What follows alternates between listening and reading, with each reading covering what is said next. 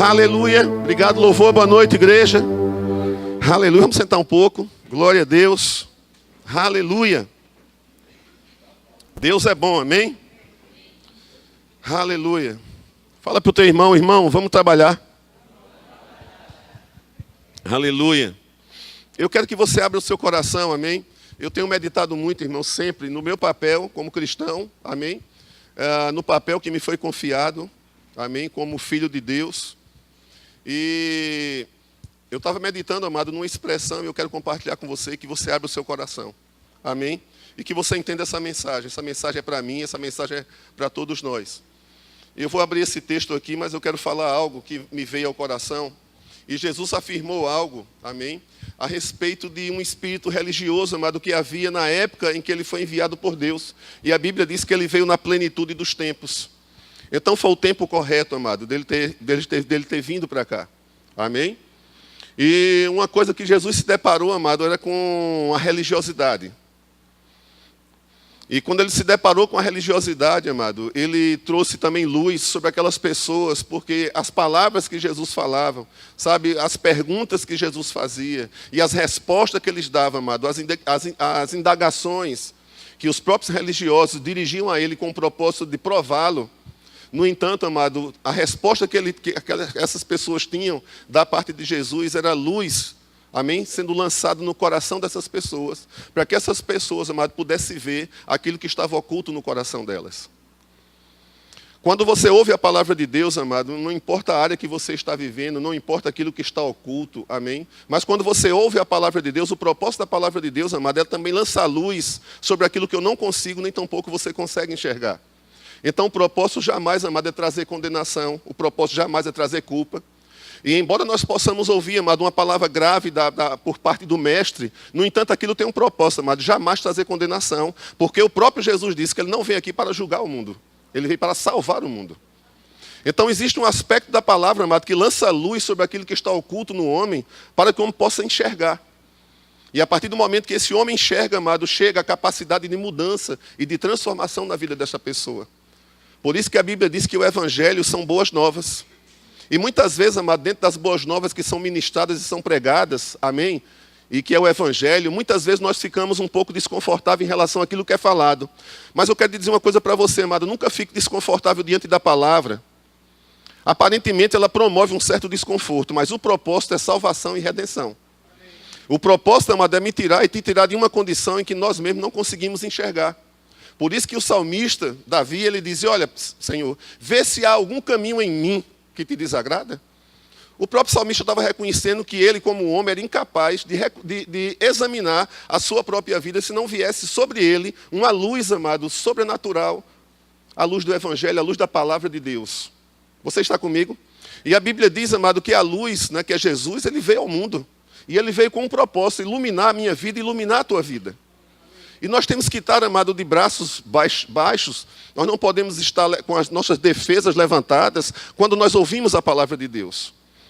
E eu quero compartilhar essa palavra hoje para que você entenda, amado, que a tua vida vai além do templo.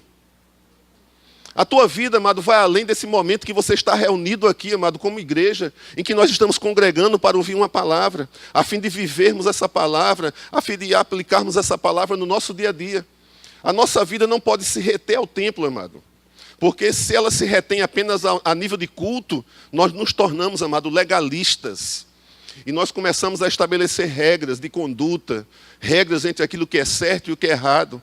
O nosso louvor, amado, talvez saia perfeito da nossa boca, mas imperfeito de um coração que não está alinhado. E Deus vê o coração do homem. Você está comigo? A igreja ela se torna muito maior do que um prédio, amado. A igreja ela é maior do que um prédio. E existe uma tendência, eu não quero falar sobre construção hoje, mas eu vou tocar em algumas questões para que você entenda, amado, que a igreja não é o templo físico. A igreja é muito maior do que o templo. Jesus falou a respeito disso, amado. Ele disse, eu sou maior do que o templo. E a gente precisa entender, amado, aquilo que Jesus expressou nas suas palavras, quando ele disse que ele era maior do que o templo. Em outras palavras, ele quis dizer, amado, que o culto religioso dado pelos fariseus e pelos religiosos daquela época se resumia apenas ao local do culto. Alguém está entendendo? Então Jesus, amado, ele trouxe uma palavra grave, amém, sobre aquelas pessoas. E o propósito, amado, era salvar aquelas pessoas. Tirar aquelas pessoas de um espírito de religiosidade. Que o compromisso delas com Deus se resume apenas a nível de culto. E não a nível de uma vida com Deus. Você está comigo?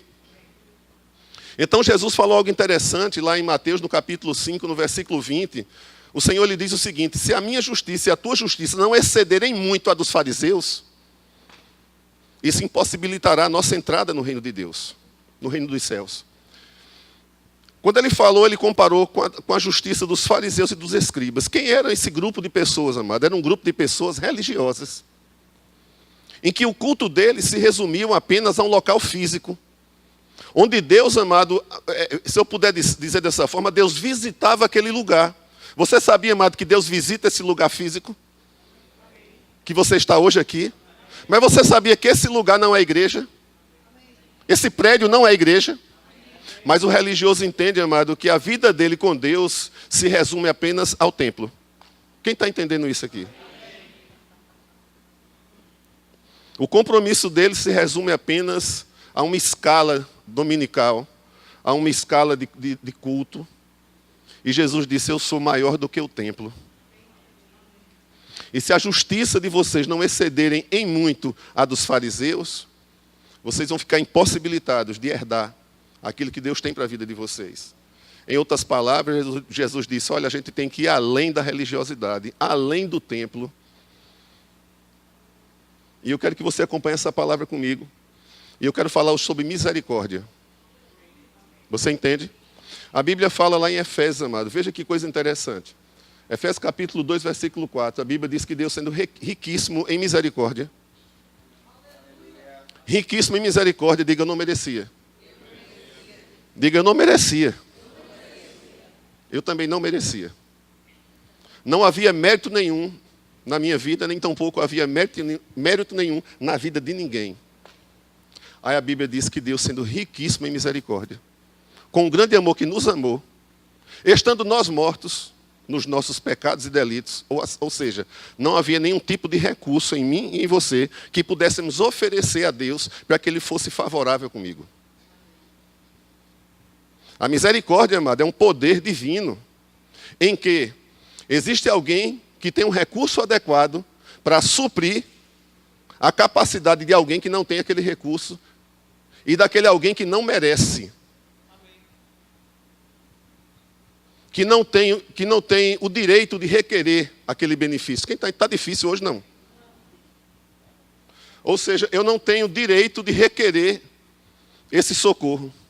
A Bíblia diz que a misericórdia de Deus se manifestou de uma forma riquíssima sobre a minha vida, estando eu morto. Em Romanos diz: sendo eu inimigo de Deus. E Deus disse: eu vou fazer uma coisa com a tua vida. Eu vou te favorecer sem você merecer e sem você ter mérito nenhum. Eu vou fazer isso baseado no meu amor e não no seu para comigo.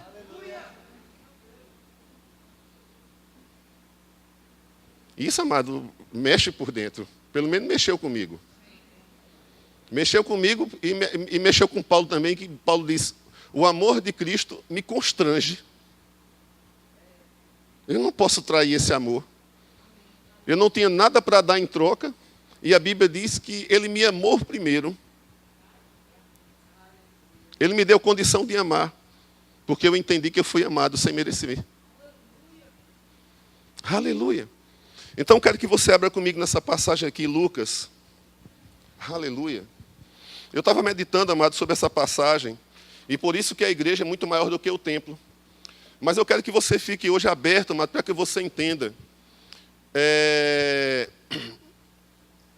Que há uma necessidade, amado, de você não ficar confinado, amém? Ou não confinar a tua vida cristã num espaço tão pequeno de um prédio.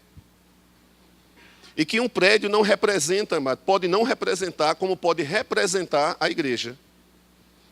Porque se Jesus falou, amado, lá em Mateus, no capítulo 12, no versículo 6, que Ele era maior do que o templo, um prédio físico não representa o Senhor.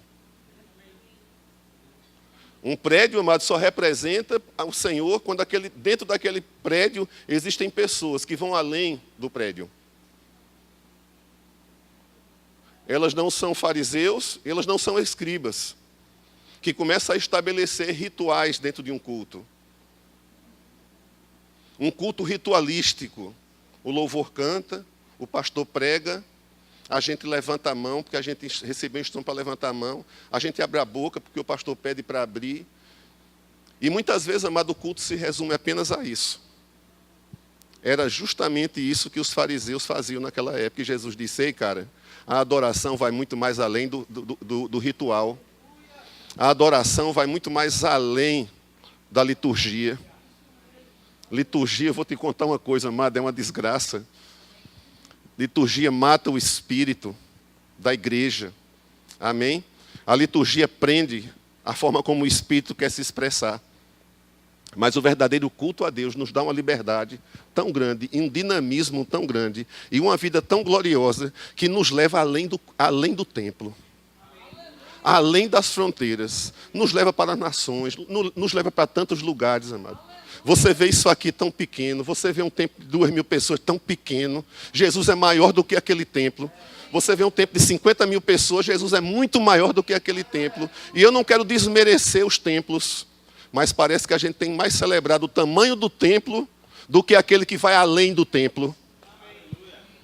Chegamos no templo e dizemos: meu Deus, que coisa linda. Se você pudesse ver que Jesus é maior do que aquilo, você não apreciava tanto parede, nem tanto ar-condicionado, nem tanta quantidade de pessoas daquele lugar. Porque ele excede a quantidade de pessoas. Ele vai além do propósito chamado paredes, pintura, ar-condicionado e campanhas. Eita, papai! E é onde entra a misericórdia. Porque a misericórdia, amado, vai em socorro daquele que não tem direito nenhum de requerê-la.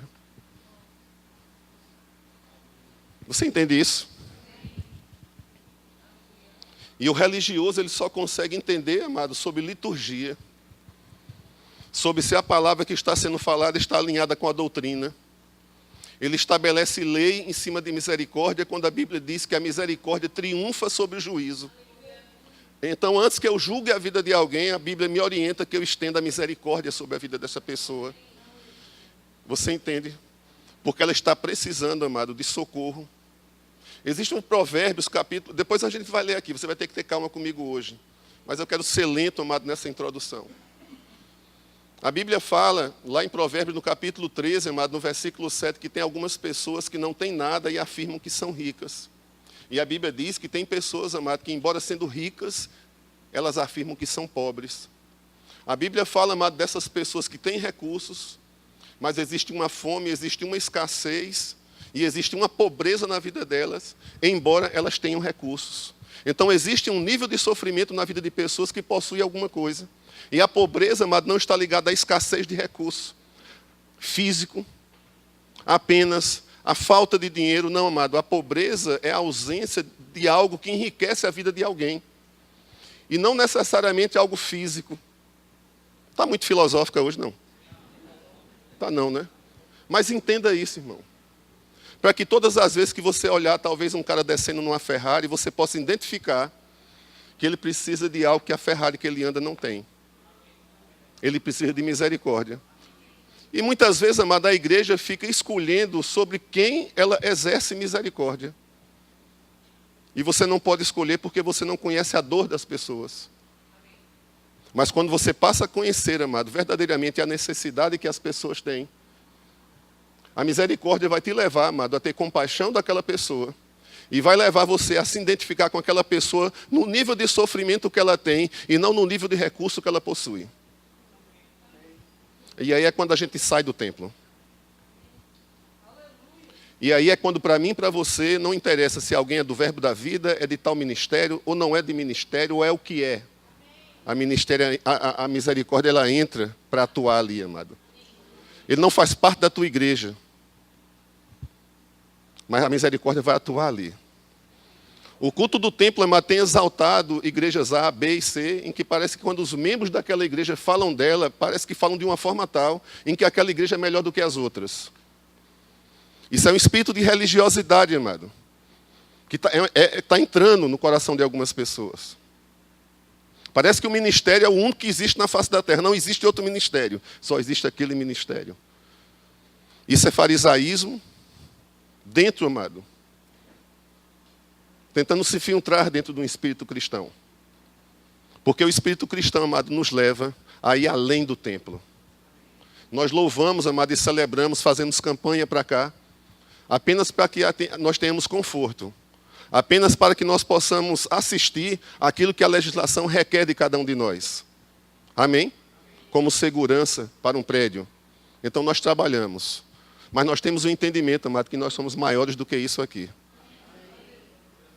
Por quê? Porque Jesus afirmou. E eu preciso ter compreensão em cima daquilo que Jesus afirma. Você está comigo? E eu quero ler uma passagem aqui de alguém que tinha uma resposta correta para com Deus. Ele tinha conhecimento bíblico, mas não tinha conhecimento de Deus. Abre aqui comigo. É Lucas capítulo 10. Aleluia. Lucas capítulo 10. No versículo 25. Lucas 10, 25. Vocês encontraram? Eu já ouvi isso. Não, você nunca ouviu isso. Você já leu esse texto. Mas você nunca ouviu isso que vai ser abordado aqui, eu creio. Algumas pessoas. Da forma como você vai ser abordado. Amém? E se você ouviu, isso vem para somar, para confirmar coisas. Então a Bíblia diz aqui, eis que certo homem, intérprete da lei,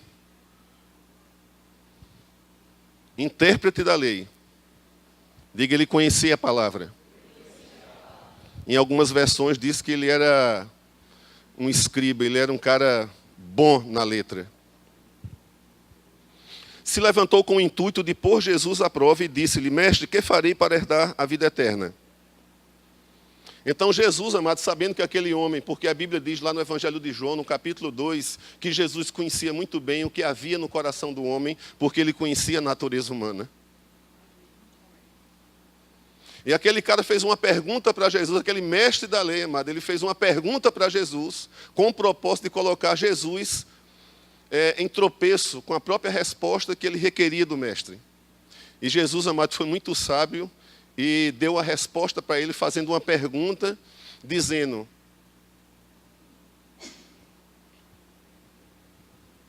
o que é que está escrito na lei?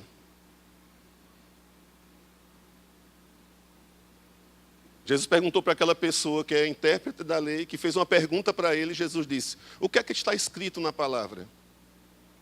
Mas ele não parou por aí. Jesus disse, como é que você interpreta o que você lê? Então, muitas vezes, amado, nós lemos a palavra e temos dificuldade de interpretar o que a palavra pede. Temos uma resposta na ponta da língua para dar a resposta correta. Mas, por falta de capacidade de interpretar, não temos uma atitude correta com a resposta que nós damos. Quem está entendendo isso?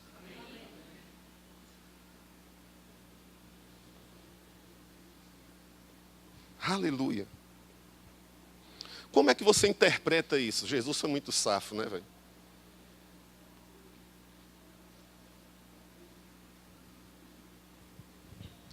O cara conhecia a Bíblia, diga, ele conhecia a Bíblia.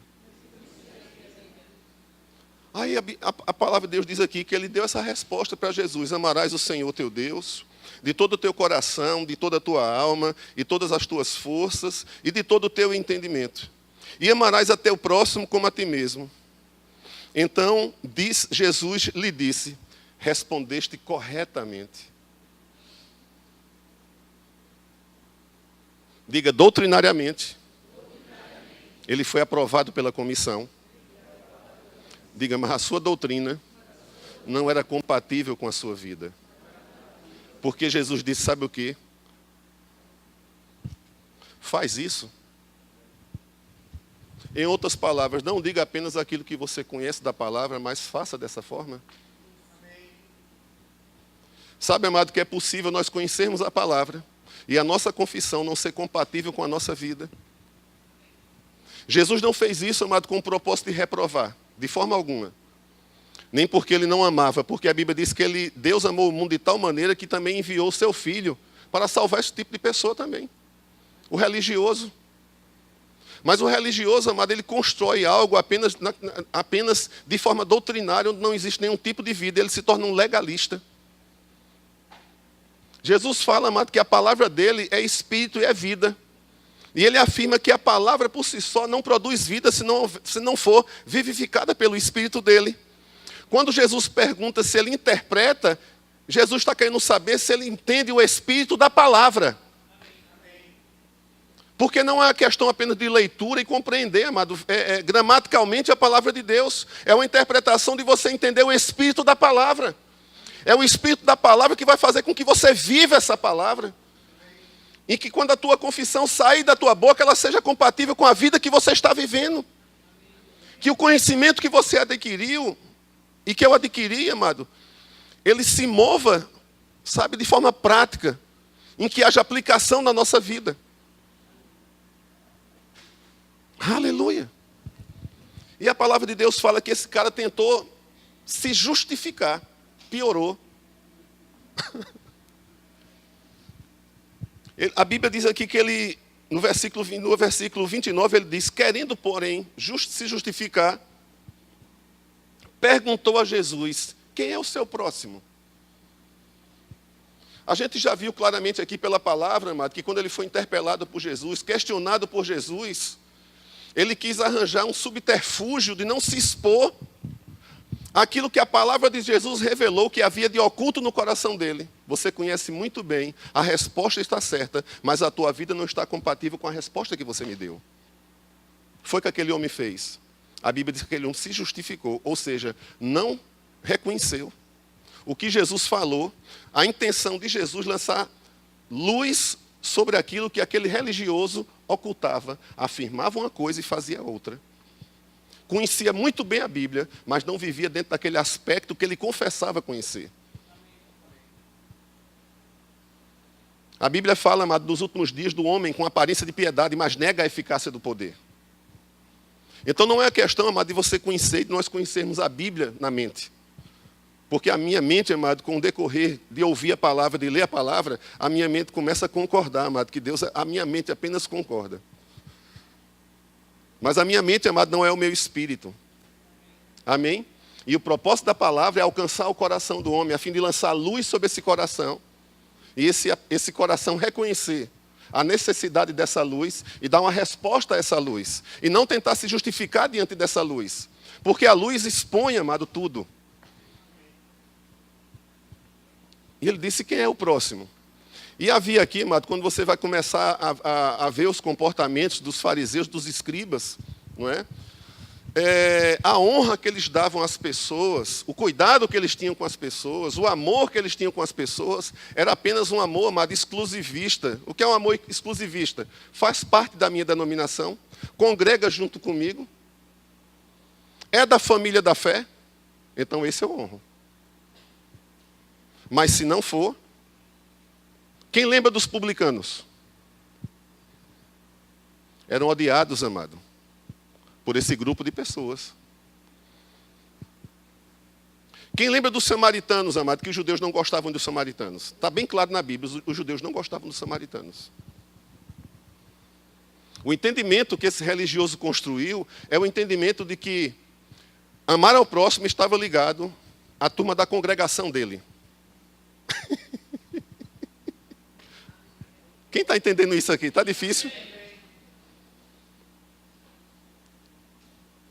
Então isso se torna, amado, um amor que exclui pessoas e inclui quem é do teu time. E Jesus disse, se você ama apenas os seus, os publicanos fazem os mesmos. Aleluia.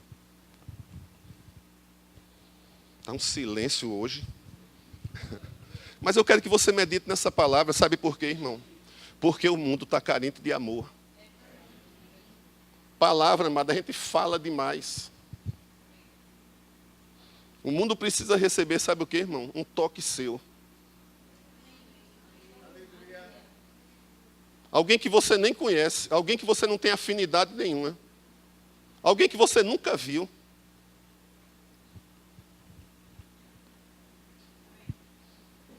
Imagine, alguém que você nunca viu, você poder dar uma profecia para essa pessoa, provavelmente. E não você profetizar sobre apenas em cima de quem você conhece. É muito fácil a gente profetizar em cima de quem a gente não conhece. Mas em cima de quem a gente não conhece. Porque a palavra profética, amado, é como uma luz que é lançada no lugar onde existem trevas. Amém? Jesus prosseguiu, no versículo 30 ele diz aqui. Jesus prosseguiu dizendo, certo homem descia de Jerusalém para Jericó e veio a cair em mãos de salteadores, os quais, depois de tudo lhe roubarem e lhe causarem muitos ferimentos, retiraram-se, deixando-o semi-morto. Certo homem, ele não deu o nome de quem era. Ele não falou sobre de qual denominação era essa pessoa, se era da fé, se não era da fé, se fez rema, se não fez rema, se era do verbo da vida, se não era do verbo da vida. Ele fez certo homem. Estava passando lá num determinado lugar lá. E salteadores pegaram aquela pessoa, deram um pau naquela pessoa, roubaram aquela pessoa, deixaram aquela pessoa só o pito ali. Deus estava falando de uma pessoa como outra qualquer, uma pessoa que você não conhece, que ninguém conhece, que eu não conheço, mas que de repente, amado, a gente pode se deparar com esse tipo de pessoa, nessa condição em que essa pessoa se encontra. Aqui fala de assalto, amém? Esse homem passou, foi torturado, foi abusado, amém, com violência. Mas tem pessoas, amado, que elas estão sendo violentadas por dentro na sua alma. Elas estão aflitas. Tem pessoas, amado, que têm o pão para comer, mas comem com tristeza. Tem pessoas que têm recursos, amado. Não faltam recursos para ela, mas elas chegam em casa e não conseguem dormir. Há um nível de sofrimento tão grande quanto este aqui, amado. Tem pessoas que não têm defeito físico, não são aleijados, é permitido que eles possam se locomover, mas por dentro, amado, aquela pessoa está estática. Ela não consegue encontrar movimento na sua vida. Qual é o olhar, amado, meu e seu sobre as pessoas? Como é que eu tenho direcionado, amado, o meu olhar para as pessoas? Eu procuro, amado, sentir ou perceber alguma coisa em que eu posso assisti-la com um recurso em que ela não tem, mas eu tenho. Isso se chama misericórdia. Ela não me conhece, eu não tenho nenhum tipo de afinidade com ela, mas existe um recurso em mim, que uma vez compartilhado com ela, vai ser adequado à situação em que ela está enfrentando. E vai tirar aquela pessoa daquela situação. E nesse texto aqui, amado, Jesus fala de duas pessoas que entendiam muito bem, aparentemente, o culto a Deus. Mas a vida delas se resumia apenas ao templo. Aí Jesus fala que vem o fariseu. O fariseu era um sacerdote do templo, amado. Ele era um dos responsáveis em construir o culto a Deus, se eu puder falar dessa forma. Vinha também o levita, que era alguém também que conhecia muito bem como era o culto a Deus. Você entende? Conhecia muito bem o trabalho do templo, sabia fazer as coisas tudo de forma detalhada. O louvor vai tocar tantas músicas. Ele vai cantar uma música primeiro para animar, outra para... Porque tem essas coisas, de vez em quando, sabe, a mentor me cria essas coisas. A liturgia. Os diáconos ficam na porta e ficam assim, Eu não estou dizendo que não deve haver governo. Você está comigo? Eu estou falando sobre um espírito, amado, que nós podemos criar, amém, métodos dentro de uma igreja, em que a vida cristã se resume apenas a esse domingo que nós estamos aqui reunidos ouvindo a palavra. Quando a vida cristã é muito mais rica, em todos os aspectos, amado, que vão além do templo, que vão além do culto. Porque a vida cristã não se resume a um culto desse de 2 horas, vai muito mais além, igreja. E a vida cristã toca outras vidas, não apenas a nossa vida. Então Jesus, nesse texto aqui, ele fala que veio o fariseu, está escrito aqui, um sacerdote. Quem é um sacerdote? Poderia ser um pastor, poderia ser qualquer pessoa. Responsável, amado, pela direção do culto, pela forma como o culto devia acontecer. era alguém que apresentava sacrifícios de adoração a Deus. Você está comigo? Amém. E a Bíblia diz que esse homem, amado, ele passou e foi para o outro lado da rua. A Bíblia diz que vinha um levita, amado, está no versículo 31 e 32. Semelhantemente, um levita descia por aquele lugar e, vendo também, passou de largo. Agora, vê só, amado. Jesus toca na figura do samaritano. E veio um samaritano, ou seja, alguém que aquele mestre e intérprete da lei abominava e repudiava. E Jesus mostrou que um samaritano foi capaz de exercer misericórdia quando um sacerdote e um levita fugiu da misericórdia.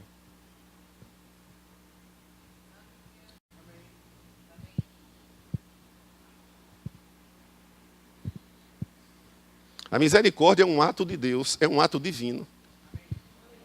A misericórdia vem sobre a vida de alguém, amado, a fim de que aquela pessoa possa prover realmente de recursos sobre a vida daquela pessoa que está carente. Esse homem não conhecia, esse homem não tinha motivo nenhum para socorrer, amém, irmãos? O samaritano não tinha, você concorda comigo? Porque a Bíblia diz que ele vinha passando de bobeira e viu o cara. Não era amigo do cara, não conhecia no cara, não congregava. Se a gente puder falar dessa forma, não fazia parte do mesmo ministério. Eu só ajudo você se você fizer parte da minha igreja. Eu só oro por você se você estiver na minha igreja aqui. É tantas coisas que a gente está vendo, irmão, que parece que às vezes é mais parecido com um primo do que com um irmão. A igreja A é mais importante do que a igreja B. A igreja é uma só igreja. Não tem uma igreja melhor do que a outra. Onde é que você pode botar na cabeça que a sua igreja é melhor do que a outra? Não tem essa, irmão. Qual é a diferença de Verbo da Vida para a Assembleia de Deus, Nazareno e sei lá quais são os ministérios? A igreja é uma só, irmão. É uma só. Como é que a gente pode se dar por melhor do que outros ministérios? Como é que a gente abre a boca para falar da nossa igreja como se a igreja nossa fosse melhor do que as outras? O povo está cheio disso. Eu me lembro que eu estava pedalando lá em Portugal. E o GPS botou a gente para dentro do mato. E a gente chegou lá num lugar lá, dentro do mato. E por acaso, nesse lugar tinha uma casinha lá, tal, e tinha um senhor lá sozinho dentro daquela casa. E a gente foi andar de bicicleta, e a gente não sabia, não é, como era aquele lugar lá. E a gente viu aquele senhor, e nós paramos lá do lado daquele senhor. E aquele senhor recebeu a gente com um amor tão grande, cara. Nunca viu a gente. Nunca nos viu. Parou e começou a puxar papo, quase que acaba com o nosso passeio de bicicleta. Eu já estava quase inventando uma desculpa para dizer, deixa a gente passear, que depois a gente conversa mais. Mas o cara falando, e disse, vocês vão por aqui, vão por assim, faz assim, faz assado e tudo. E nos orientou e tal. O cara tão amável, tão amável. Eu disse, mas Márcia, eu fiquei constrangido com esse cara. E eu pedalando, e dentro de mim disse, quando você voltar, você vai orar por a vida desse homem. Você vai pregar o evangelho para esse cara. Você tem que agradecer pelo menos com a minha palavra sobre a vida desse homem. Não saia desse lugar, não volte, não entre dentro do carro, não guarde as bicicletas se você não falar de mim. Rapaz, eu digo, e eu não fiquei avexado assim para não falar, não. Foi desejoso de falar. E eu me lembro até hoje, irmãos, que quando nós chegamos, Márcia me deixou só, porque Márcia sabe que a conversa demora, ela vai logo para o carro ali. Mas quando eu comecei a abrir a boca, agradecer e tudo, eu percebi que eu encontrei uma resistência daquela pessoa, porque ele falou dessa forma. Vocês são mesmo que times de futebol, cada um torce pelo seu time. Eu já conheço o que é a igreja.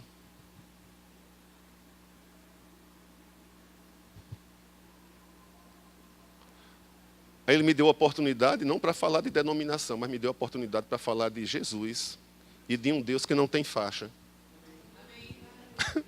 E de um Deus que não faz acepção de pessoas. Aí aquele cara se abriu. Porque ele entendeu que o que estava sendo apresentado não era um ministério nem uma igreja, era Jesus.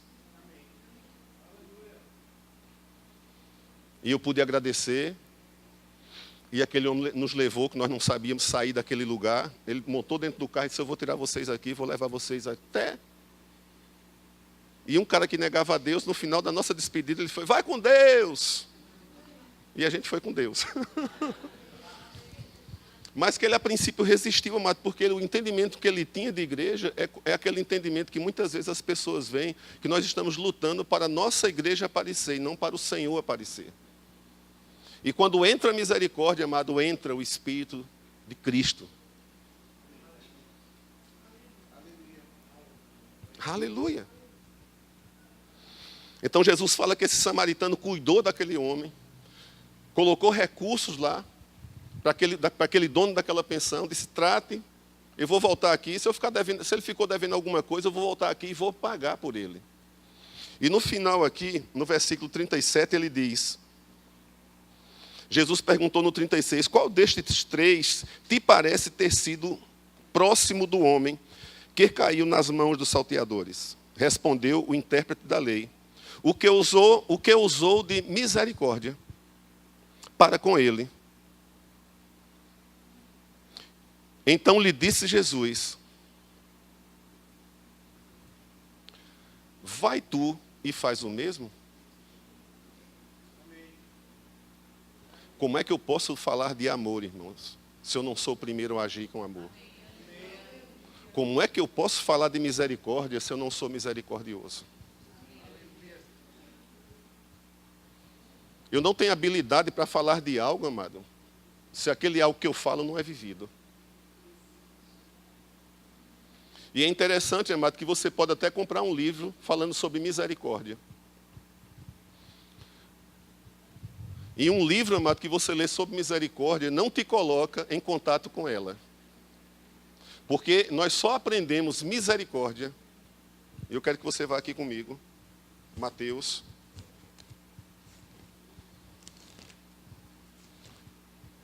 Você está se sentindo à vontade aqui? Você está feliz hoje? Nós não estamos falando em promessa. Não é verdade? Mas estamos falando em misericórdia. O pecador, amado, já está condenado. Imagine você dizer que ele vai para o inferno. Como é que você vai conquistar essa pessoa? Agora, que tal, amado, você fornecer um recurso para uma pessoa que você constrange ela com amor? Ela poder ver você e dizer assim, nunca vi esse cara na minha vida, não conheço ele, mas eu recebi uma bênção tão grande dessa pessoa. Isso constrange a pessoa. Constrange para mudança. Constrange para redenção, para redimir aquela pessoa. Você está comigo? Eu falei Mateus, não foi? Mateus capítulo 9. Aleluia. Você já chegou, amado, num lugar em que você é chamado igreja e você não é notado? Já chegou? Só foi comigo? Em que você entra dentro daquele lugar, sai e diz assim, poxa, eu estava onde finalmente, numa igreja? Eu estava onde? Por que ninguém falou comigo, ninguém deu um abraço em mim? Ninguém disse bom dia, boa tarde, boa noite? Quando Paulo fala lá em Filipenses capítulo 2, versículo 1, dizendo que haja entre vós entranháveis afetos e misericórdias. Tem coisa que o ministro não pode fazer por você, mas essa pessoa que está do teu lado pode fazer. Ela pode ser um instrumento de Deus que está do teu lado e você não está vendo. Porque muitas vezes estão esperando que o ministro mova as águas, o tanque de Betesda. A igreja não é um tanque de Betesda. E Paulo diz, amado, que no meio da igreja deve haver. Vamos fazer uma coisa aqui agora. Faz quanto tempo que você não abraça uma pessoa daqui da igreja? Levanta aí, gente. Vamos levantar? Bora levantar? Pega uma pessoa e dá um abraço nela. E fala o quanto ela é importante para você. Dê um afeto nessa pessoa. Dê um abraço nessa pessoa. Vamos tornar a coisa mais informal. Fale para ela, meu irmão, eu amo você. Diga alguma coisa para essa pessoa. Olhe no olho dela. Oh, meu amor.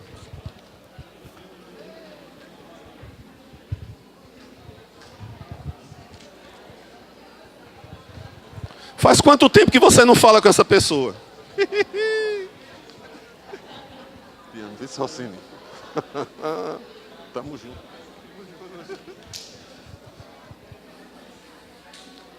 Ei, isso é culto, viu?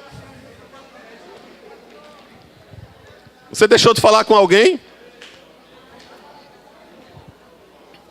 Aleluia! Desculpa aí a bagunça, mas vamos sentar de novo.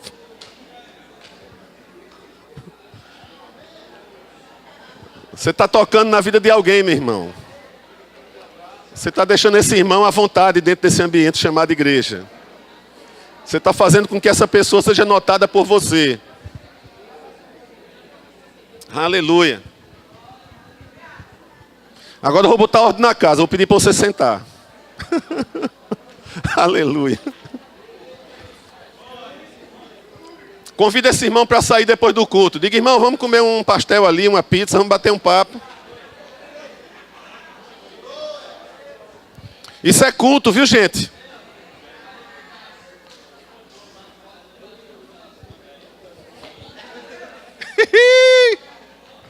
Aleluia. Então a Bíblia fala, igreja, amém? A Bíblia fala que deve haver no nosso meio entranháveis afetos e misericórdia. Então a igreja não é um ambiente para se julgar o irmão. A igreja não é um ambiente para se falar mal do irmão. A igreja é um ambiente em que você identifica a falha do irmão e você vai com recursos adequados para suprir aquela falha. Isso é a igreja, amado. A igreja não é o lugar que você vai esmagar o outro com a sua doutrina. Está escrito. Ô, caba generoso. Me ame mais. Me critique menos. Exija menos de mim.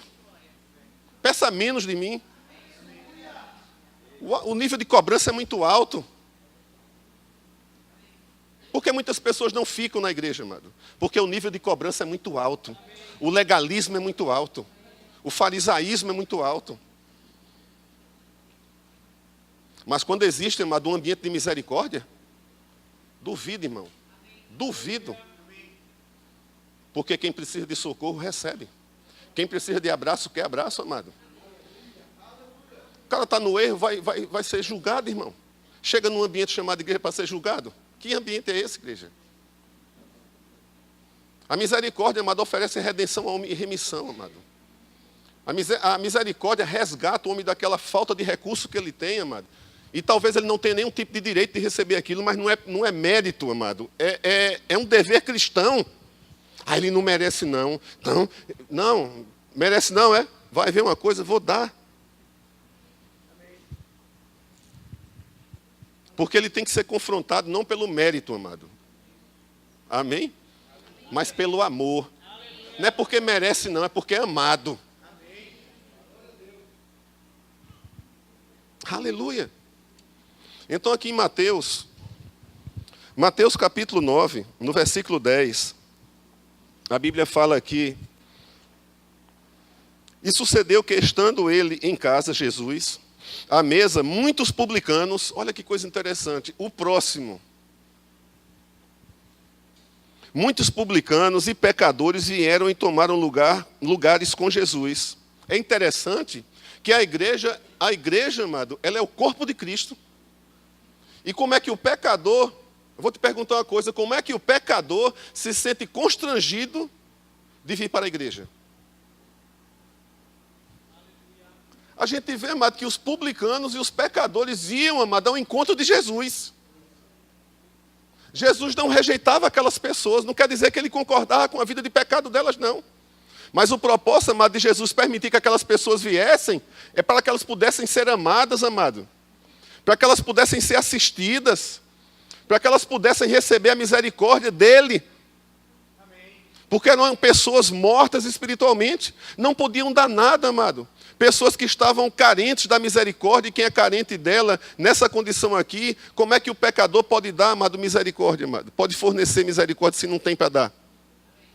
Então a Bíblia diz que Jesus, amado, estava na casa dele e os pecadores. Quem é a casa de Deus? A casa de Deus é o lugar onde o corpo se reúne. Então os pecadores deviam amar vir para um lugar onde existe, amado, misericórdia, não é aceitação de pecado não, amado. Não é a gente concordar com o pecado não, mas é tratar o pecado com a misericórdia de Deus. É tratar o pecado com o amor de Deus. É mostrar que existe um caminho para resgatar e redimir o homem. É levantar aquele que está caído, amado, e levantar aquela pessoa. Aquela pessoa que está sem força, sem amada, num lugar, amado, onde ela não vai ser julgada. Porque nós cremos que somos justos e a gente vai jogar julgo em cima das pessoas. Que evangelho é esse? É muito difícil, amado. Para alguém que está sob o jugo do pecado, você vir com o dedo da religiosidade e colocar na ferida. Não, irmão. A Bíblia diz que Deus estava com Cristo reconciliando o mundo com Ele, sem imputar, sem botar o dedo na minha cara, nem o dedo na tua cara. Por que a gente vai colocar o dedo na cara dos outros, amado? A gente faz um discurso bonito aqui, cadê o amor? Cara, eu gosto de conversar com as pessoas, pode ser quem for, irmão. Porque é uma oportunidade para falar do amor de Deus. Falar de que forma? Dando atenção para aquela pessoa. Não prega nenhum versículo. Mas a gente olha no olho, irmão. E o cara vê para assim e olha, está prestando atenção no que eu estou dizendo. Fui uma vez para o hospital. A gente foi para um hospital lá em Campina Grande. Eu chego lá, nesse versículo aqui a gente termina hoje. Mas nós fomos para Campina Grande, mas a gente fazia evangelismo de hospital lá. E eu gostava muito de fazer esse tipo de evangelismo. E um dia eu cheguei lá. E quando eu cheguei numa cama lá daquele homem lá, aquele homem começou a falar, amado. Falou. E eu fiquei calado ali, calado. E ele, toma a falar, contando a vida dele todinha. No final eu não tinha mais nada para dizer para ele, porque eu sabia que eu estava ali para ouvir e não para falar. Eu disse para ele, eu posso fazer só uma coisa pelo Senhor? Sabe o que ele disse? Agora eu vou lhe ouvir, porque o Senhor me ouviu.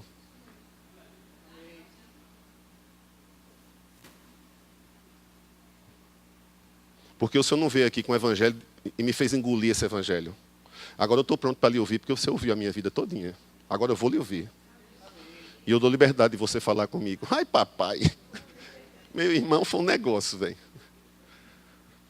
Entrou, essa espada de 2 gumes entrou no coração daquela pessoa.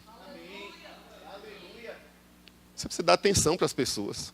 Mas você está tão ocupado ministerialmente que o teu chamado é mais importante do que aquela vida. Nós já não temos tempo não, porque eu estou orando com Deus. Para um pouquinho, amado, e exerce misericórdia lá. Solta a Bíblia um pouco e vai lá de encontro, dá um abraço. Sente o calor humano. Aleluia. E Jesus falou uma coisa interessante aqui. Por isso que a misericórdia e o que vem no meu coração hoje, sabe, amado, é que essa igreja seja muito maior do que esse templo aqui. Que você possa tocar, amado, em lugares tão distantes desse prédio. Jesus falou aqui, capítulo 9 do Evangelho de Mateus, versículo 10. E sucedeu que, estando ele em casa, à mesa, muitos publicanos e pecadores vieram e tomaram lugares com Jesus e seus discípulos. Ora, vendo isto, os fariseus perguntavam aos discípulos, por que come o vosso mestre com publicanos e pecadores? Mas Jesus, ouvindo, disse, os sãos não precisam de médico, e sim os doentes. Em outras palavras, Jesus disse que essa turma era tão justa, que não precisava dele. Tão certinho, tão correto. Na sua ordem do culto, na sua liturgia religiosa.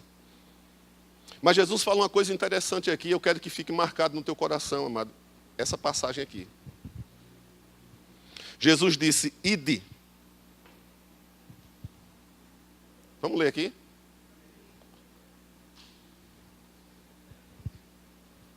Na minha está assim, ide, porém, e aprendei o que significa, misericórdia quero e não sacrifícios. Preste atenção, igreja. Jesus disse, ide, porém, e aprendei. Não existe uma forma de você aprender sobre misericórdia em livro. Misericórdia você aprende, sabe como? Indo. Em direção a uma pessoa. Em direção a quem está carente. em direção a quem está precisando de socorro, amado, e não de juízo. A misericórdia não pergunta assim, Jesus não fazia um interrogatório para quem estava em pecado, amado. Jesus chegou diante daquela mulher, pega em flagrante adultério, e aqueles fariseus chegaram lá para Jesus sentenciar aquela mulher. E Jesus chegou para aqueles homens e disse: aquele que tem pecado, e quem não tem pecado, atire a primeira pedra. Vazaram. Jesus sabia que aquela mulher, amado, havia adulterado, porque, afinal de contas, apresentaram a ele. Mas é interessante que Jesus nem voltou os olhos para ele, porque a Bíblia diz que Jesus estava com os olhos baixos. E Deus não dá atenção para quem julga. Mas é interessante que Jesus se voltou para aquela mulher e disse: cadê os teus acusadores, mulher? Cadê os teus acusadores, mulher? A mulher disse: vazaram, Senhor. Jesus, sabe o que Jesus disse? Agora eu quero ter uma conversa contigo no gabinete. Porque eu vou te falar em que nós cremos aqui. Não, Jesus disse: nem eu, mulher. Quando eu encontro, amado, Jesus tratando alguém que pecou, que foi pego em flagrante adultério, e libera aquela mulher, só tem uma saída para ela: reconhecer esse amor e mudar. Porque um tratamento desse constrange qualquer um, irmão. Constrange qualquer um. Não constrange a ponto de trazer culpa sobre aquela pessoa, mas de se sentir amado. Quando a sociedade torna aquela pessoa irrelevante, mas Jesus torna essa pessoa relevante para ele. A misericórdia faz com que todos sejam relevantes, amado, e não irrelevantes. A misericórdia faz com que alguém que entre dentro de uma igreja seja notado. Se não for pelo pastor, pode ser notado por algum irmão, amado, mas essa pessoa é notada, amado.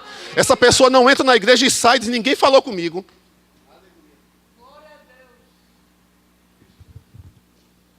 Aí Jesus fala aqui: ide, porém, e aprendei. Ou seja, não existe outra forma. Eu queria ser tão compassivo, eu queria aprender como aquele irmão faz tantas coisas que eu gostaria de fazer. Você não aprende porque você está se negando a fazer. Mas quando você se propõe a fazer, aí você vai aprender, você vai tocar pessoalmente na misericórdia. Aleluia! Mateus capítulo 12.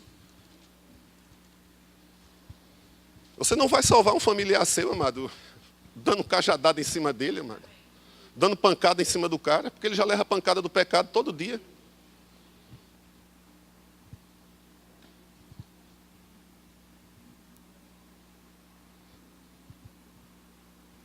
Aleluia. O que vem no meu coração é justamente isso, para que você entenda que é a misericórdia que vai te levar além do templo. É a misericórdia que vai te livrar, amado, do espírito de religiosidade, daquela questão doutrinária seca. É a misericórdia que vai fazer com que você não dê respostas corretas com atitudes erradas. Como aquele mestre da lei, Jesus disse: você respondeu muito bem, mas que tal você fazer? Em outras palavras, a tua resposta está certa, mas a tua atitude não está compatível com isso.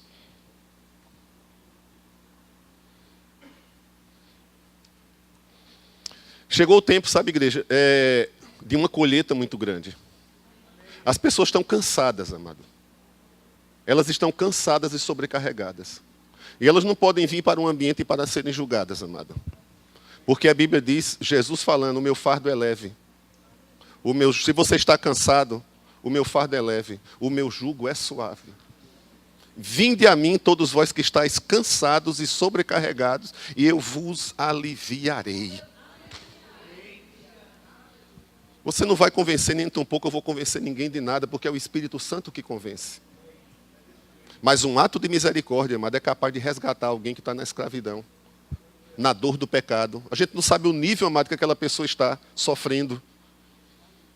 E nós não podemos ser, amado, como os fariseus, amado, que colocavam jugo sobre a vida das pessoas, que eles mesmos não estavam dispostos a carregar esse tipo de jugo, mas exigiam demais das pessoas. Não quer saber, amado, se as pessoas estão cansadas, mas exigem um serviço dela. Você entende? Aleluia.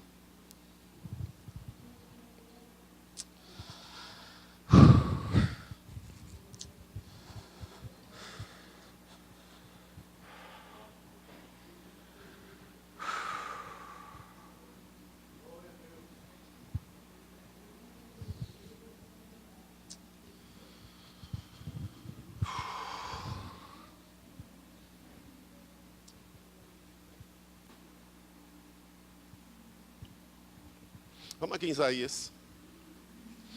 Eu falei Mateus, mas a gente vai para Isaías, amém. Isaías 58. Aleluia, eu quero encerrar.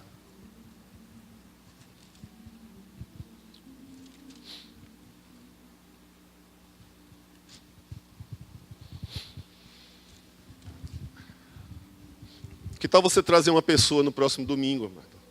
Um perdido. Que tal você trazer um drogado, ou seja lá a condição em que essa pessoa está? Eu não vou eleger o tipo de pessoa que deve vir para a igreja. Mas que tal você convidar alguém que está sofrendo? E você dizer para aquela pessoa, vamos lá para um lugar. Cheio de gente parecida com você, comigo. Mas um lugar que você vai encontrar amor e não juízo.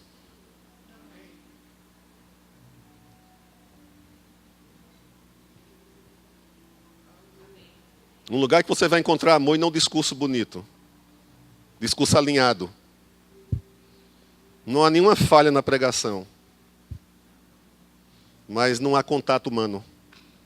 Não há o toque. Toca nessa pessoa que está do teu lado. Você está dizendo para ela que ela existe. Gabriel, uma vez, não me esqueço mais nunca, lá em Portugal, chegou para uma pessoa, a gente faz coisa que a gente nem imagina e que toca a vida das pessoas. Aquela senhora faltou no culto, mas tinha ido para outro culto lá, nós não estávamos lá, foi ela que contou. E no próximo culto, Gabriel estava lá e disse, eu senti a sua falta. Ih, mas meu. Aquela mulher, e foi. Ela se sentiu tão tocada, porque alguém notou a ausência dela. Em outras palavras, poxa, eu existo. Eu entrei num ambiente em que eu sou notado. Eu deixei de ir para um culto e foi notada a minha ausência. Alguém se importou comigo. E ela entendeu aquilo não como uma cobrança. Ah, você faltou. Não. Realmente como uma necessidade do outro ver você lá. Aqui em Isaías, no capítulo 58, eu não vou ler do princípio, mas eu vou ler aqui a partir do versículo 6, porque Deus fala de um tipo de povo, de um tipo de pessoas, de um tipo de religioso, sabe que ele tem muito prazer na lei de Deus, mas ele tem um prazer na lei de Deus apenas para se beneficiar da lei de Deus, mas não tem nenhum compromisso em fazer, em fazer da lei de Deus algo que o próprio Deus deseja que seja feito, que é justamente alcançar o próximo. Porventura, começa a fazer, eu vou parar aqui, vou falar, eu estou sendo guiado aqui, viu, meu irmão? Eu estou muito à vontade aqui. Mas começa a convidar vizinho seu. Convide o seu vizinho.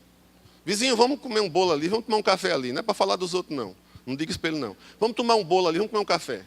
Vamos conversar sobre a vida. Convida, faz um culto na tua casa. Faça um culto na sua casa. Convida aquela pessoa que você nunca mais viu, está com saudade dela. Fulano, me lembrei de tu. Eu queria que tu viesse aqui em casa tal dia. Vamos combinar aí para a gente se encontrar e tudo. Bora e tal, não sei o quê. Não, porque eu tenho a palavra para pegar. Não, não diga isso não. Lance a isca. Convida. Aí cria aquele ambiente. Uma boa recepção no olhar. Bora sentar aqui, tomar um cafezinho, vamos conversar sobre a vida. E aí, tal, não sei o quê. O Senhor vai te dar a palavra. Porventura não é este o jejum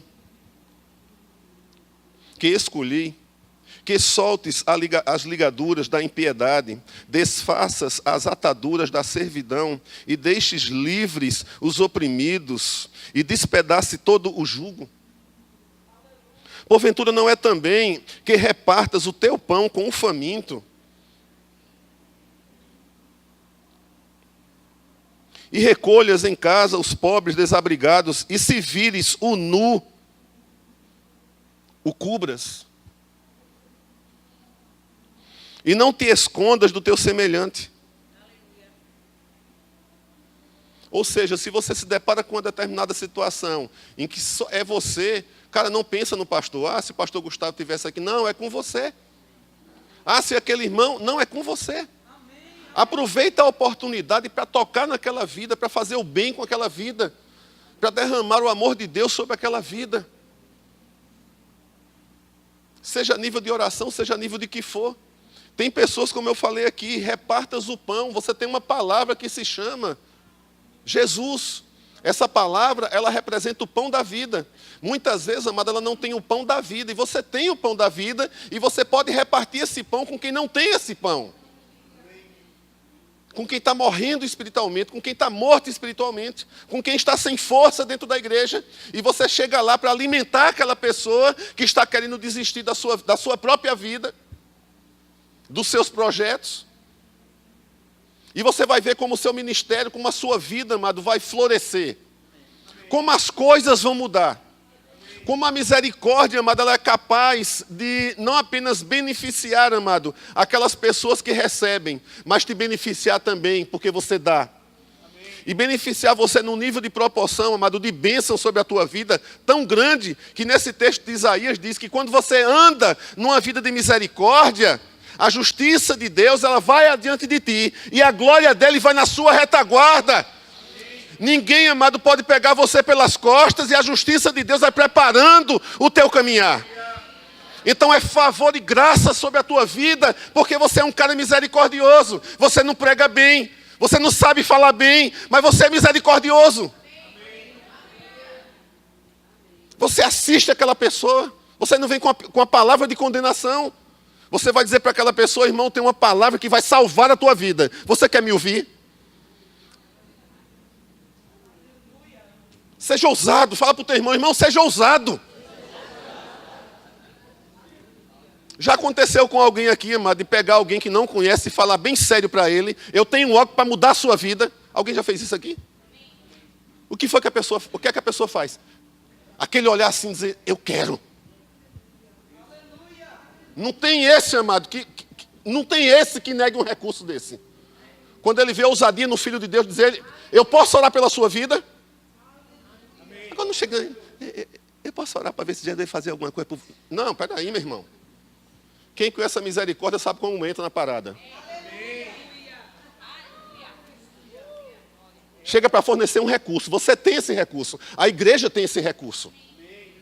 Aquele teu chefe, amado, que às vezes está meio birrento, pressão demais na cabeça daquele homem. Que tal você aliviar a pressão desse homem e dizer, eu posso orar pela sua vida? Vem cá, eu queria conversar um negócio contigo aqui. Eu quero te mostrar que existe outra realidade.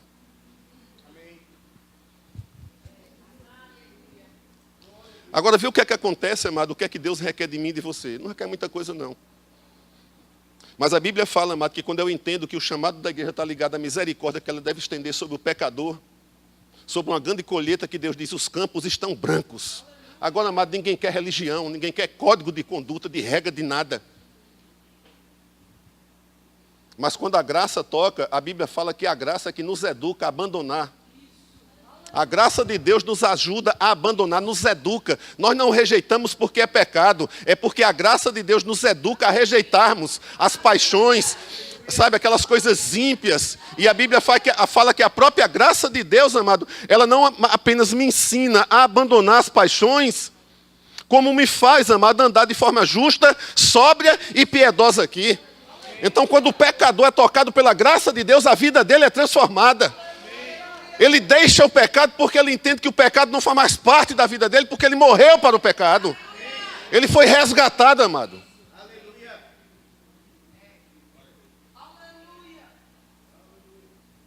Ele entende, irmão, foi transportado. De forma violenta, retirado de uma condição para outra condição espiritual. Aquilo não faz mais parte da vida dele. Bota uma tonelada, uma pedra de 200 mil toneladas em cima de um corpo de morto. O morto não sente o peso do pecado, irmão. Quem morreu por pecado não sente o peso dele. Pega uma pedra, amado, e bota em cima de um defunto para ver uma coisa, não acontece nada. Esmaga aquela carne, mas ele não sente dor nenhuma. Porque ele está morto. Tira alguém do pecado para ver uma coisa. O cara vai dizer, bicho, eu não sabia que tinha essa vida. Não, tem, irmão, tem. Aquele que é nascido de Deus vence o mundo. Agora, se você não nascer, você não verá nem entrará. Eu acho bom, eu estou fazendo um convite aqui. É bom você entrar nessa parada. Nesse convite. Sua vida nunca vai ser mais a mesma. Eu quero chamar o grupo de louvor. Fala para o teu irmão, irmão, Tá bom de estender os teus limites.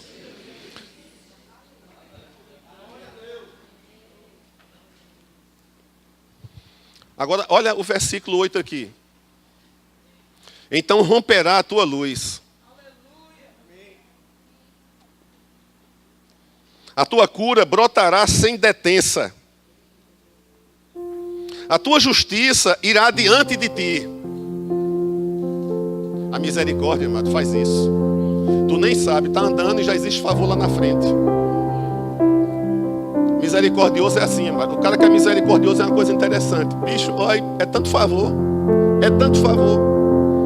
E ser misericordioso não é concordar com o pecado, não, irmão. É você tratar com o pecado. Apresentando a obra da redenção. Apresentando a graça de Deus. Apresentando, amado, uma vida totalmente nova para aquela pessoa, amado, que não tem esperança, porque a Bíblia diz que a esperança do ímpio ela perece. Sabe por que existe escravidão? Porque existe o pecado. Sabe por que pessoas exploram umas às outras? Porque existe o pecado. Você pode tocar em familiares, amado. Deixa de falar do verbo da vida. Não fale do verbo da vida, não. Fale de quem você crê. As pessoas serão atraídas para o lugar que você frequenta em função da vida que você se propôs a viver. Vamos deixar de fazer propaganda de boca, amado, e fazer, sabe o que? Viver. Aí as pessoas vão olhar para você e vai dizer: cara, eu quero o que esse cara tem. Eu quero o que essa pessoa tem.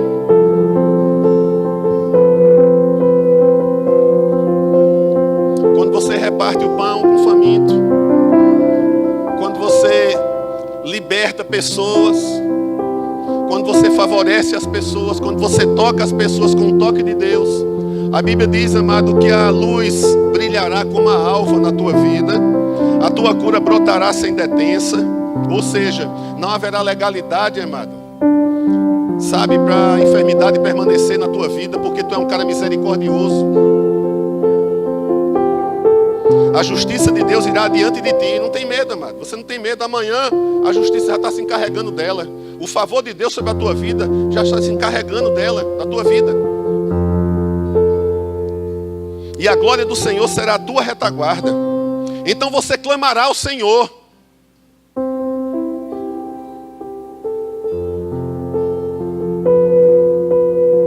Então você clamará ao Senhor. Eita, papai. E a Bíblia diz: e Ele responderá. Um ato tão simples, amado. Um ato tão simples que você faz para com as pessoas. Você dá atenção às pessoas. Você puder ouvir as pessoas. Muitas vezes a pregação do Evangelho está em você ouvir, amado, o clamor daquela vida. O pedido de socorro dela. Certa vez a gente estava em Goiânia, amado, lá. E quando foi de 9 horas da noite, a gente resolveu fazer um evangelismo lá no meio da rua. Eu fui abordar uns garis. E quando eu fui abordar aquele gari que eu pedi, dá licença, eu poderia falar com o senhor. Ele ficou assim de boca aberta, olhando para mim. Eu também não entendi nada. Eu olhei para mim para ver se havia alguma coisa errada comigo. E eu perguntei: por que você está assim? Ele disse: porque você é a primeira pessoa no dia de hoje que dirige a palavra para mim. Ou seja, é uma pessoa que está ali no meio da rua e ninguém nota. Um dia eu e Márcia, nós estávamos em Dourados, no Mato Grosso do Sul. E muitos índios lá se suicidam. Eles começam a se drogar e se drogam, enchem a cara de cachaça. E eles deixam os menininhos lá, os molequezinhos, os macuxizinhos lá, que não é um termo pejorativo. Deixa lá na esquina. Aí volta os pais tudo bêbado, tudo embriagado, tudo muito doido lá e tudo. E aquelas criancinhas soltas lá o dia todo. E as pessoas passam de um lado, passam do outro, passam de um lado, passam do outro, passam de um lado, passam do outro. E aquele povo não é notado, irmãos, porque eles são ignorados e rejeitados por uma sociedade. Eu parei o carro com o Márcio, eu fiquei olhando assim, eu disse: meu Deus do céu, que abandono, que nível de abandono essas pessoas estão passando. Como é que uma cidade, amado, tão grande como São Paulo, a solidão impera no coração das pessoas? Porque as pessoas não são notadas. Porque muitas pessoas entram dentro de uma igreja, frequentam cultos, e elas sentem o poder da solidão, amado, assolando o coração dessa pessoa, amado. Porque ela não é notada no ambiente em que ela era para ser notada. Você precisa tocar na vida de alguém. Fala para a pessoa que está do teu lado, você precisa tocar na vida de alguém. Diga, não tenha medo. Você vai levar alívio. Diga, você vai levar refrigério. E o Senhor vai pagar muito bem a você. Diga, o Senhor vai pagar muito bem a você. Diga, a tua luz, meu irmão. Diga, a tua luz romperá. Diga, meu irmão, no dia de amanhã, a justiça de Deus já está abrindo caminho para você. Ela já está diante de você. Diga, ela está na sua frente. Porque você está soltando ligaduras da impiedade, amado. Você está libertando pessoas.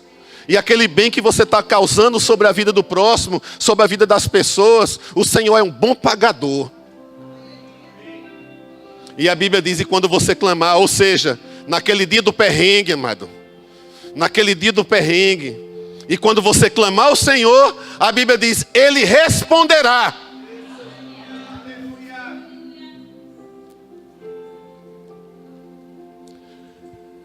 Gritarás por socorro.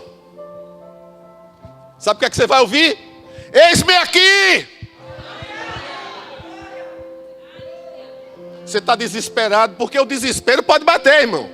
Não tem super-homem da fé, não. Você está no sufoco, você já não aguenta mais. Aí você diz, Senhor, eita papai. Ele diz, eis-me aqui. Ele se apresenta pessoalmente, meu irmão. Aí você percebe o cuidado de Deus.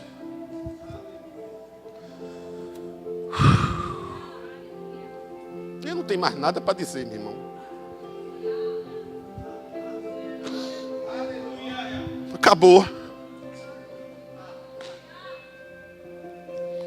Eu quero que você fique em pé.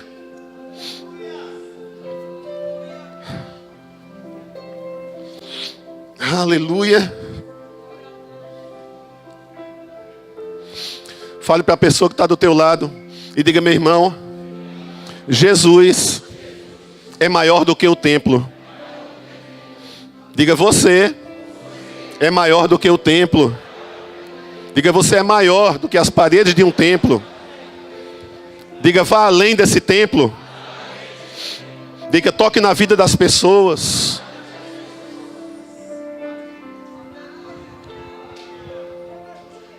Tanta gente, amado, cansada dentro de uma igreja. Não, amado, a igreja não é um lugar de você estar cansado. É não. A igreja é um lugar de você assistido, amado, ser assistido. De você ser fortalecido, de você ser notado e de você ser amado. Aleluia. Tem alguém aqui nessa noite que não entregou a sua vida para Jesus? Se você estiver aqui essa noite, eu quero...